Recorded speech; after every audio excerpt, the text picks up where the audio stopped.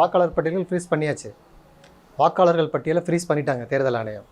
அப்படியா? இனிமேல் உங்களுக்கு வாக்கு இருக்கா என்னன்னு அவங்க ரிலீஸ் பண்ண தான் தெரியும். அதுபடி அங்கே போகணுன்னு இல்லையப்பா. இப்போ எனக்கெல்லாம் இருக்காது, நிச்சயமாக இருக்காது. என்ன தெரியும் அவங்களுக்கு, என் பேரே இருக்காது, எனக்கு ஓட்டு கிடையாது, இனிமேல் கிடையாது, அவ்வளோதான். 60 லட்சம் பேருங்க எடுத்த எடுப்பில் பீகாரில் 60 லட்சம் பேர் எதிர்த்து பாஜக எதிர்ப்புங்கிறது முதல்லயே தேர்தல் ஆணையம் சொல்லி லிஸ்ட் வச்சிருக்காங்களா? அந்த ஆவணத்தை கொடுத்தீங்கன்னா உங்களுக்கு ஓட்டு கொடுத்துருவாங்கல்ல. லிஸ்ட் வச்சிருக்காங்க. அந்த 12 ஆவணங்க. பர்த் சர்டிஃபிகேட் கேட்குறேன், எங்கேங்க போகிறது? பர்த் சர்டிஃபிகேட் ஏது? எனக்கு 80 வயசு ஆகுது, ஏது? இன்றைக்கி இந்தியாவுடைய மிகப்பெரிய பிரச்சனையை யார் தெரியுமா? நாங்கள் தான். 80 வயசு கிழவனுங்க.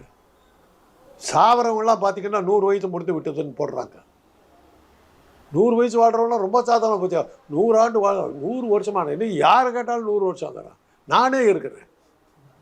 போகிற போக்கு பார்த்தா ஒன்றும் எது கண்ணுக்கு தெரியுதோ இல்லையோ, சாவு கண்ணுக்கு தெரியலன்னு பயந்து நடுங்கிக்கிட்டு இருக்கேன். என்னென்ன ஆக போதோன்னு.